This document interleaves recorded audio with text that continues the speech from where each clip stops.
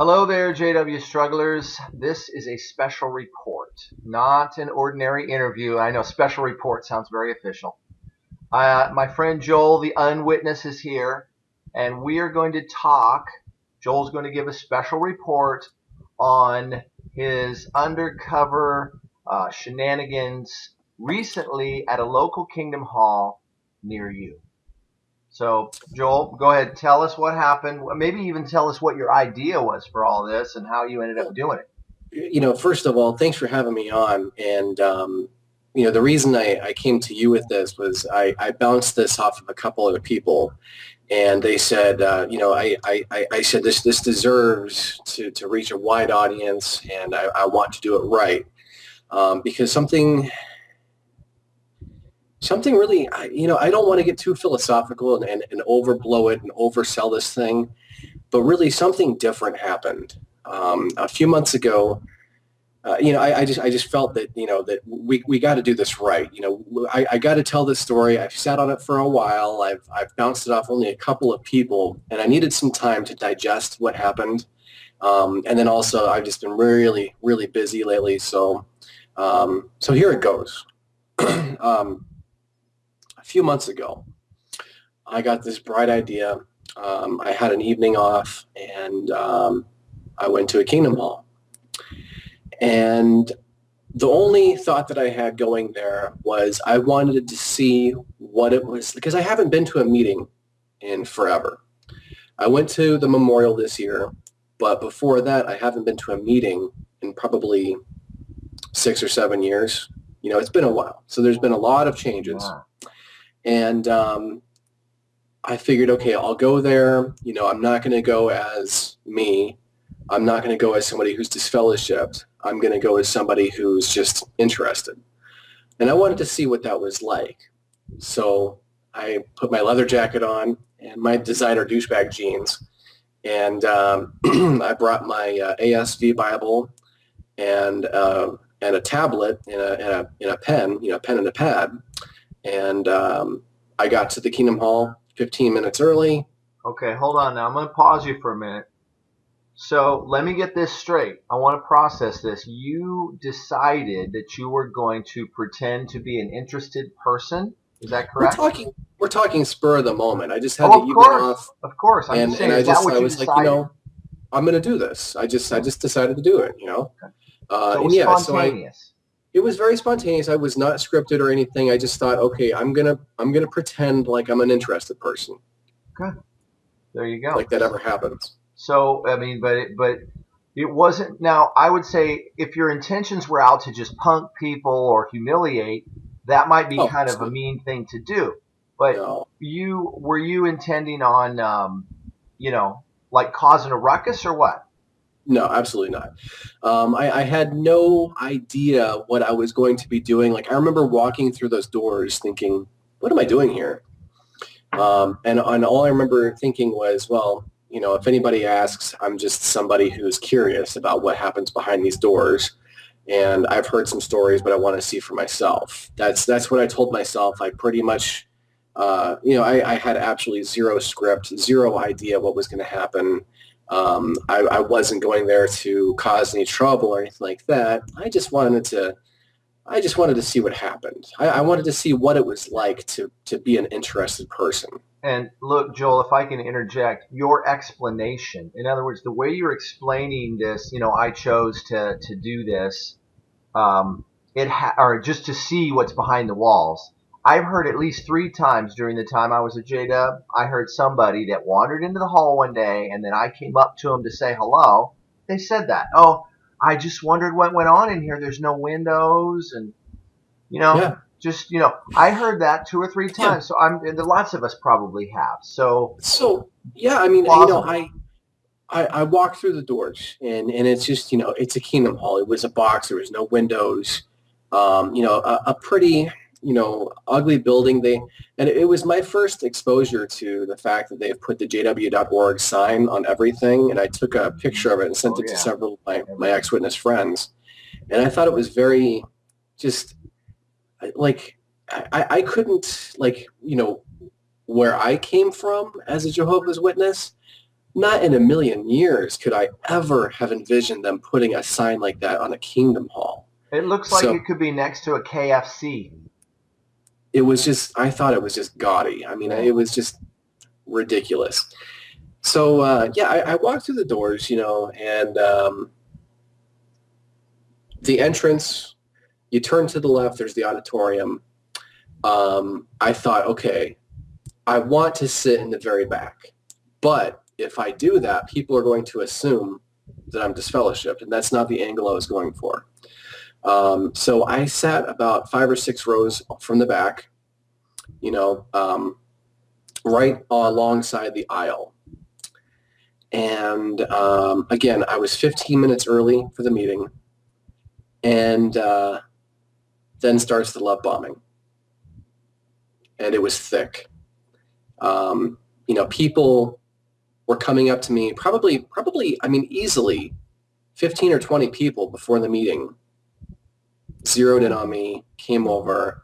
Oh, hi, so nice to have you here. How did you find out about us? How do you know? They wanted to know my motives first and foremost. They wanted to know, what my history was with Jehovah's Witnesses. They wanted to know how I found out about them. They wanted to know, okay, what the hell are you doing here? Is pretty much what it felt like. And like I said, there was a lot of people who came up, 15 or 20 people, like just complete strangers. And the common theme was, what are you doing here? How did you find it? Why are you here tonight? It sounds like they were excited to see you, but they were also, do you think they were excited or fixated on that because they were happy that they might get a new convert and a new brother?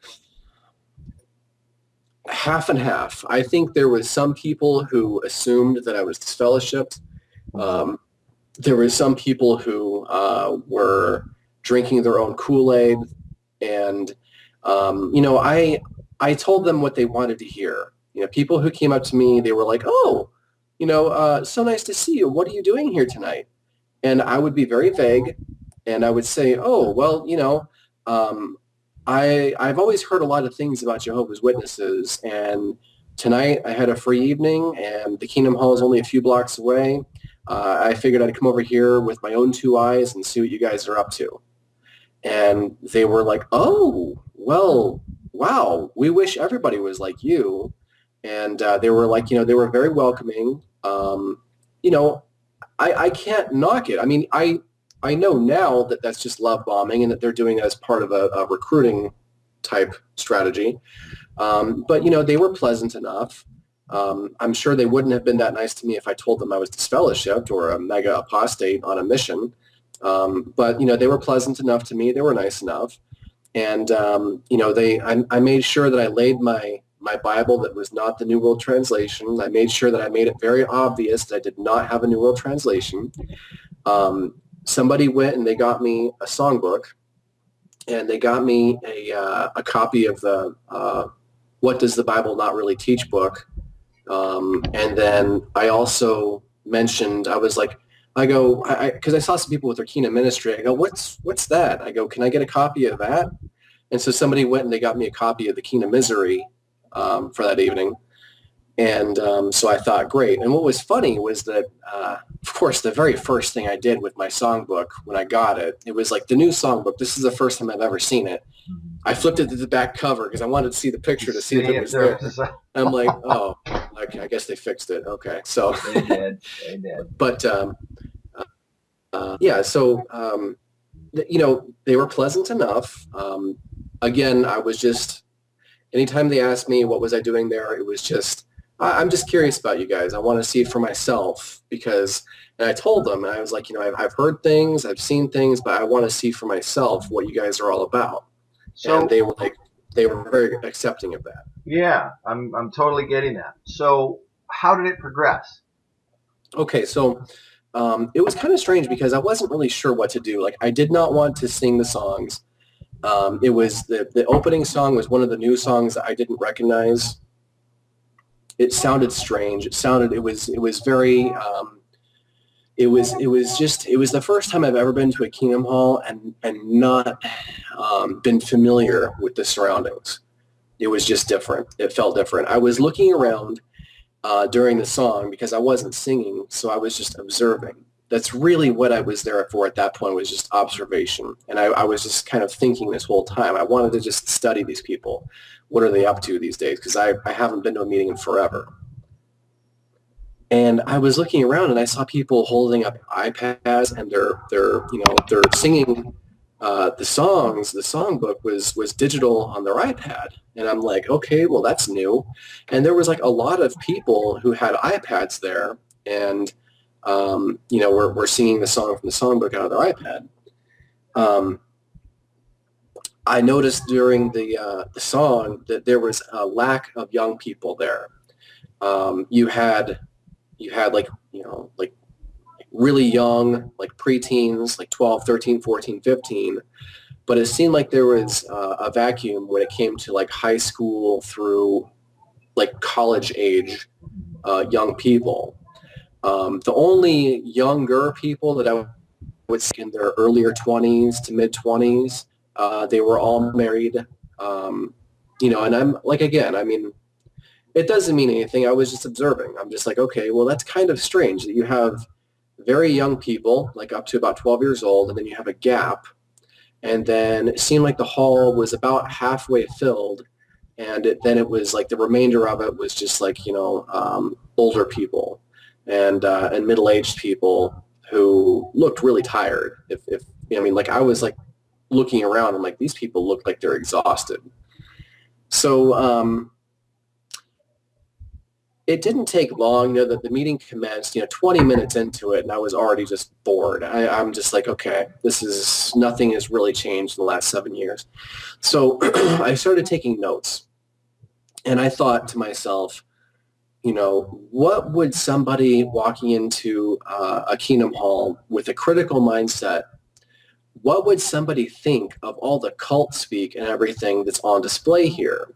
So I started thinking about things with a little bit of a critical mind, and not overly critical to where, like, if I ask them questions, I'm going to offend them, but just like, questions that I thought that, somebody who was really honest and really curious about them would ask. If you do any research on Jehovah's Witnesses, you're very quickly going to see websites that accuse them of being a cult, mind control, all these things.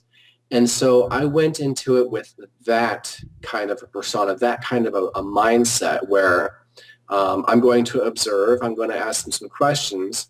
And so I just sat there during the meeting and I took notes. I kept track of what they were talking about. And I had my mind control radar on.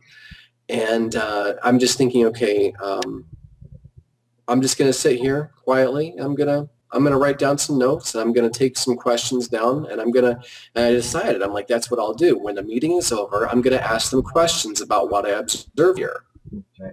I have to say, this is really a highlight of the story to me, this part of the story, because what you're doing is you're using critical thinking, you're applying critical thinking to the propaganda that they hear every single meeting that's boring and dull and repetitive. Oh, yeah. So you're applying critical thinking to that, and then that's what you're jotting down primarily. Oh, yeah. Then it's almost like you're loading up ammunition, psychic ammunition, to have for them when they bum rush you afterwards. Okay, you're kind of breaking up there. I don't know if our internet connection is. Oh yeah, it. Okay, you're fine. It blurred for just a little bit. So I just basically said, how did they? So now you're ready to go, and they're going to rush you afterwards, and you're prepared with these. Oh well, ideas. I mean, it gets better than that though, Eric. There were points during the meeting where I was downright uncomfortable, and my skin was crawling. Being a witness, living that life, breathing that atmosphere, it creeps up on you and you don't really notice just how overly, and I mean incredibly overly sexualized everything is within the Kingdom Hall. I mean, I heard some downright inappropriate things that, I've got two kids. I don't bring them into my YouTube videos or anything, but all I could think of was I would never want to have my daughter at this meeting because I don't want to have to explain to her when she asks me, Daddy, what's a seminal emission? Like, really? I remember just, people were making comments. They were talking about, it was in the context of the Bible reading that night. And they were talking about how the nation of Israel differed from the other pagan religions around them because they refused to have sex as part of their religious worship. And this one guy makes a comment that was completely unnecessary. I mean, way unnecessary. And there's little kids in the audience, right? He makes this comment. You go in the scriptures here that, any sort of sexual anything could not be a part of true worship. And he starts to go into detail. And I mean, I'm sitting back and my skin is starting to crawl because normal people don't talk like this. He wraps up his comment by saying, certainly nothing having to do with the seminal emission was allowed at the temple. And I'm grabbing the armrests on my chair and I'm just looking around at 6, 7, 8, 9-year-old little kids in the Kingdom Hall. And I'm just there's something really wrong with this. I mean, they were talking about masturbation out in the open and really just really terribly, really, really sexual subjects in front of little kids. Well, they're so used to it, there's no outrage like you're having. So I'm going to assume you didn't bring that one up when I brought that up. Trust me, ended, and then I did. I brought it up. People started to approach you. Again, I'm sorry, buddy. We'll have to edit this part out, but you broke up there. What did you say? Yeah, no worries. So let's just cut to the chase then. The meeting ends, and then how do those conversations go? Right. So yeah, meeting ends, and the same people that love bombed me on the way in, and especially there was this younger guy who was a young ministerial servant. He was younger than me. He was probably 23, 24, 25. A very pleasant, intelligent seeming, person.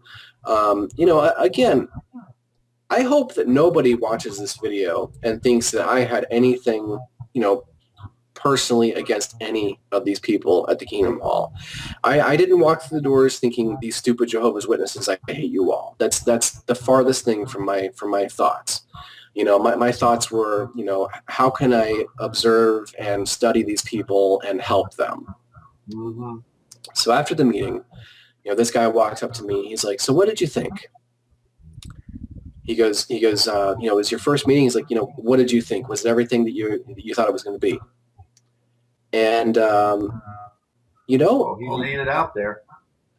I played hard to get, but I was honest with him. And I didn't want to just offend. It was all very organic how it came out. I told him, I really don't want to offend you. So I don't think I should really say anything. And so, he's like, no, really, tell me, what did you think? And I go, well, I'm not really sure what this whole thing is. I go, but I feel. And he's like, oh, well, what do you mean? And so I made it to where he was trying, I wanted to answer his question, don't get me wrong, but I was making him work for it. And there was people who started gathering around. And at first, right after the meeting, there was maybe, him and 2 or 3 other people. And within a few minutes, there was probably 8 or 10 people in a semicircle around me and, listening in on this conversation. And I thought, this is really strange. I'm like, I've got an opportunity here. I'm not really sure what this is, but I'm going to go. So he was asking me, what did you think? And I go, well, I'm not sure. I go, I heard the word Jehovah about 400 times tonight. I heard Jesus Christ said about 3 times, and the word seminal emission used once. I go, this was a really like overly sexualized meeting that you guys had.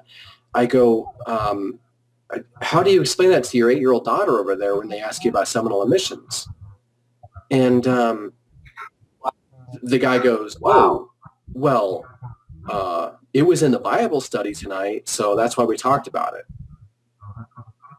And I just let it go at that. I wasn't going to be like, really, dude, do you have any idea what kind of damage you're inflicting on your kids? So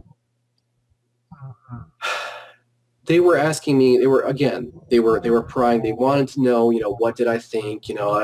They started gloating about how we're the only ones that do this. We're the only ones that are in the preaching work and all that. And I stopped them.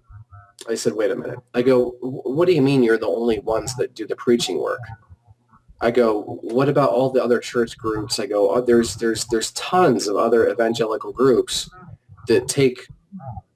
I go, thousands of organizations. Yeah, I go. Why would you say something that's silly like that? I go, there's tons of other groups that preach, the gospel of Christ. I go, so I go, that doesn't mean anything to me. I'm like, so I told him the key to this whole thing was I had them working for it.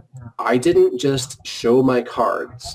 I didn't just bust out with these questions. I had them ask me. And what was great was that I had 10 people around me, at least, maybe a dozen people in a semicircle, when I thought, okay, let's open this up a little bit. And I told them, I was like, yeah, I'm a blogger. I go, I do stuff on YouTube. I go, I talk to people from all sorts of different religious backgrounds. I go, I've talked to Mormons. I've talked to, pagans. I've talked to all sorts of people because I want to see what other people's view of God is. And I think it's very educational and it helps to, just expand ideas and knowledge of cultures and stuff. And I go, so I thought it was very interesting. This is the coup de grace right here. I was able to talk to them about false prophecies, about the United Nations, about all this garbage that the Watchtower is all about, that your typical rank and file member doesn't know anything about. And as I started talking about this, I thought, this is really weird. I've got like 10 Jehovah's Witnesses around me hanging off of every word, and they are actually listening to me. And I was just like, okay, what's happening here? I go, because this has never been able to talk to a Jehovah's Witness and mention things about false prophecies and stuff without them freaking out and just going completely denial. But here's how I did it. I told them, I was like, I'm really curious. I go, I took notes about times when they referred to the governing body and all the really extremely culty stuff, when they referred to what they have as the truth. I wrote down notes when they were tossing the Catholics under the bus. I wrote down notes when they were saying things that made their religion, it was, basically when they were being honest about their religion, but something that they would not share with a person at the door. Like, for example, a Jehovah's Witness isn't going to knock on somebody's door and say, hey, guess what? We were chosen by Jesus in 1918. That makes us special. You better join us or you're going to be bird food at Armageddon. A Jehovah's Witness would never say that in public, but we all know that that's what they actually teach in a nutshell. So I was very nonchalant about it. I said, what really intrigues me about you guys is, you're very zealous. You refer to your religion as, and I had the notes right there, and I go, the truth. I had like some quotes from when people were like revering the governing body there that night. I revering them, putting them in a place that they shouldn't be as men. And so I was able to refer to my notes in front of them. And I go, so explain this to me. I go, I've talked to other Jehovah's Witnesses online, and, I go, correct me if I'm wrong. I go, but you guys are convinced that out of every other religion out there, that what you guys have within these walls is pure, unadulterated truth, pure Christianity, the way that people should worship God. And they agreed with me, right? So I built them up. I was using kind of like a sales technique. I was like, kind of inflating their ego before I popped it with a nail.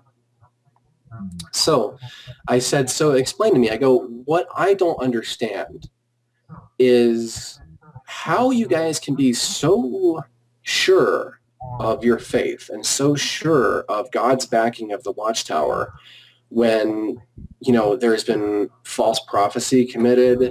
I go, you guys were members of the United Nations as in 10 years. And I just very nonchalantly went down this laundry list of things in front of 10 Jehovah's Witnesses inside a Kingdom Hall.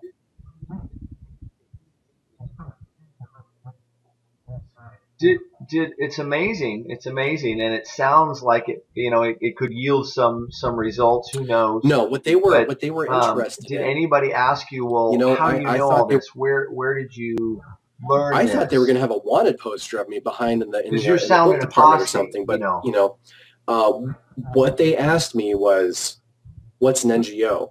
Mm-hmm. What do you mean they believe that Jesus came back invisibly in 1878? What do you mean that's what we taught for 50 years? What do you mean? What do you mean? And so this is the key. I was very nonchalantly and very honestly and openly, I was talking about these things as if it was common knowledge. Like, what are you talking about? The sky isn't blue. What do you mean that the sun doesn't rise in the east? I was very nonchalant about it. I wasn't like, haha, this is something you don't know about them. Haha, you stupid idiots. Haha, it wasn't like that at all. I was just very nonchalant, very matter of fact. And I let them stop me. And I had to educate them. I go, wait a minute. So you guys are completely unaware that for like 50 years, the Watchtower Society taught that Jesus returned invisibly in 1878. You guys didn't know that? And they were just like,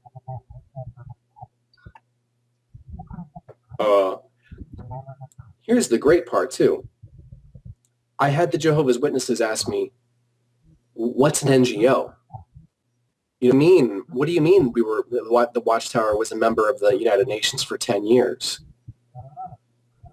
And they opened the door and I walked through it, and they gave me the opportunity to explain to them. I go, you really don't know about this. And I get blank stares because nobody wants to say, no, I don't know about this, but I got blank stares. And I'm like, okay, an NGO is blah, blah, blah, blah. And then I had somebody looking at me like I grown two heads and I was completely, speaking a bunch of lies. And I go, but you know what? I go, just like I came here tonight and I wanted to see what you guys are about with my own two eyes.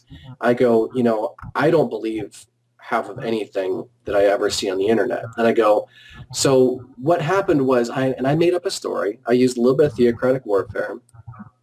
I made up a story saying that I was on a forum and Jehovah's Witnesses were on there completely denying that they'd ever had anything to do with the United Nations. And I said there was a big debate. The witnesses were completely denying it, and there was newspaper articles and legal documents and stuff supporting the fact that the Watchtower Corporation had. And I told myself, you know what? I'm not going to listen to anybody. I'm going to call the United Nations directly myself, right? Dude, you could have heard a pin drop. I mean, they were hanging off of every word that I had to say. Again, inside of a Kingdom Hall. Can I let that sink in a little bit? Yeah. And so I told them, so I called the United Nations Department of Public Information. And they were just like, they had nothing to say. They were like listening to me. And I'm like, they confirmed with me on the phone that they were a member of the United Nations, yada, yada, yada. And I also asked the person, I go, okay, now, the Watchtower Society, the apologists for them, claim that the only reason that they joined the United Nations was to have access to your library. I go, is that true or is that false? And the girl goes, to my knowledge, you've never had to be a member of the United Nations to have access to our public library. She goes, anybody can walk in off the street. You come in, you show an ID, you basically get a library card, and you have access to our public library. And I go, thank you, ma'am. I go, I recorded. I go, I recorded this conversation. I go, is it okay for me to reproduce this on YouTube? I go, because this would be great. And she did not give me her permission, so I didn't reproduce it. So this is where it gets interesting. This is where heads started to explode. I told the people, I go, but I wasn't happy with that. I go, so I went on JW.org, and some people were like, oh, JW.org.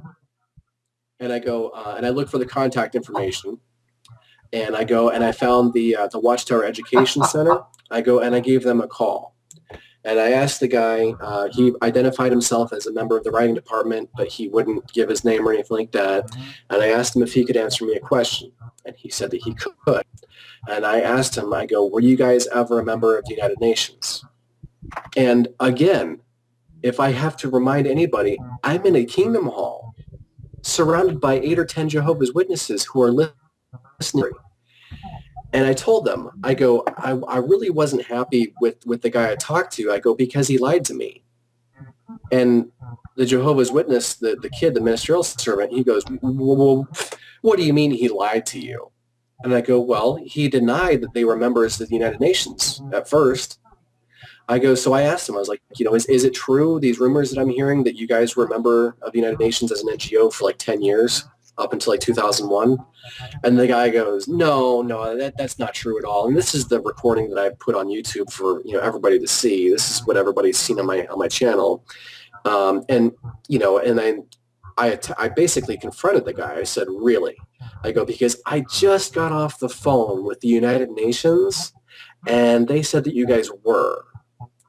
And I told the Jehovah's Witnesses that were standing around me, I said, only at that point did he cave and admit that, oh, well, yeah, we did, but it was only to have access to the library.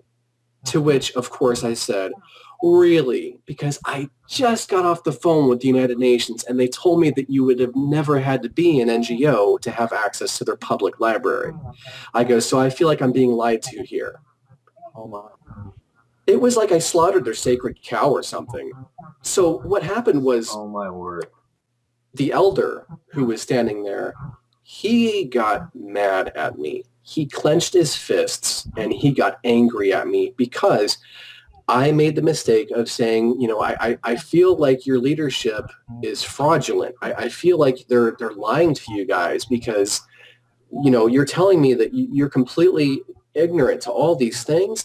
I go, this is the real coup de grace right here. This was a very powerful point that I made in front of all those witnesses. I go, I think I've answered my own question. And the guy's like, what do you mean? I go, well, the only reason that you guys follow the Watchtower is because you're completely ignorant as to its history and its affiliations and what it's really all about. I go, yeah. I'm like, I've answered my question. Like, that's the only way that you guys can have absolute faith in this thing is because obviously you just don't know about all these other things. And so I stayed there talking to that elder until 11 o'clock. He ended up apologizing. We were in the Kingdom Hall. We stayed there until 11 o'clock. Everybody was kind of like peeling off one by one. But I stayed there talking to this elder until 11 o'clock at night.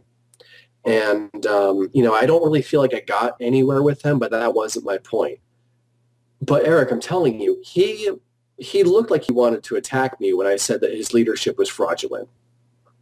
He said the words, my mother and grandfather were Jehovah's Witnesses, and if they heard you say that, he goes, I don't know what they do, like that. He actually apologized to me later on for getting so angry at me for saying that, the leadership was fraudulent. I thought that maybe meant something, I don't know. But the point to this entire thing, and the reason I think this is so important is because, I had them asking me questions, and their shields were non-existent. And I gave me an opportunity to be able to educate them. And, I think, with the way they were listening, I hope that somebody went away and started doing some research to prove this wrong or prove it true or prove it false.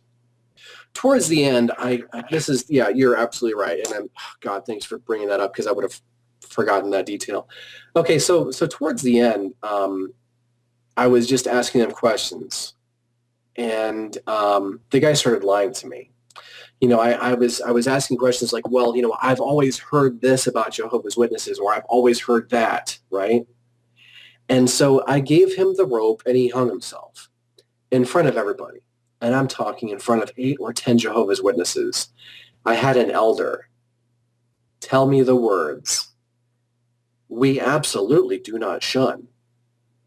And I didn't know whether to laugh in his face or cry or what, but I just it hit me like a dump truck. I was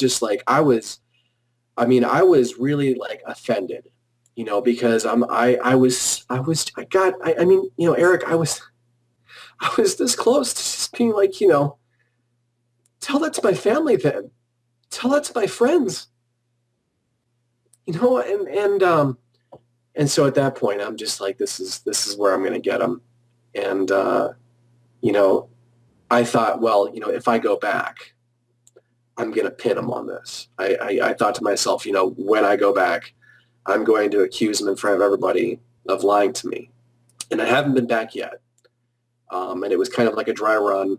It wasn't the only thing that he lied about. I got him to lie about the blood transfusions. I got him to lie about, he jumped through hoops to try to make it seem like they were just like any other religion. When it comes to I asked him, I was like, so let me get this straight. I'm like, so so basically you're saying that everything that I'm hearing about Jehovah's Witnesses is completely false. I go, because, I've always heard that if I decide to become a Jehovah's Witness and then I decide later on that I don't want to be a Jehovah's Witness or I want to go to a different church, that my family would cut me off and my friends that were Jehovah's Witnesses would cut me off and stuff. And, they started piping up. Well, I have friends who don't go to the hall anymore, and I still talk to them. It was just, it hurt me at first because I'm just I know that they're lying through their teeth at me. And, it was really eye-opening to me to see how they really, they call it the truth, but it's supported by lies.